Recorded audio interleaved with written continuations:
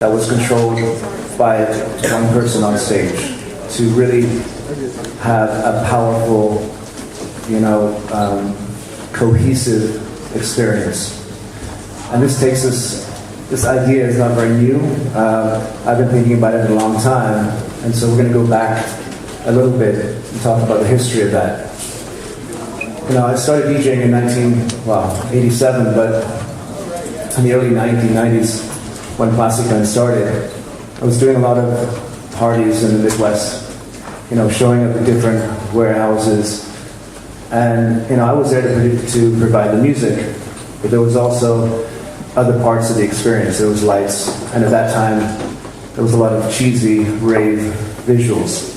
And I really actually hated them. So when I got there, the first thing I said is okay, sorry if you hired that DJ, but please turn him off. I also usually looked at the light guy and said, well, could you actually, turn off all your lights and give me one strobe light or something?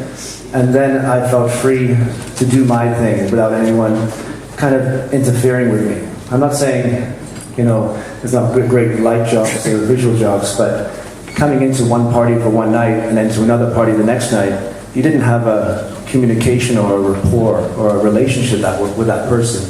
So most of the time it was fighting with each other. So I said, let's turn it off. And that's kind of was the beginning of the Plastikman parties. A black room, black plastic, one strobe light. And, so in a way they were stripped down just to have the control over the environment. There was no way I was going to be out of control of that stuff then, so it was like, let's take it down to the very, very, very basics.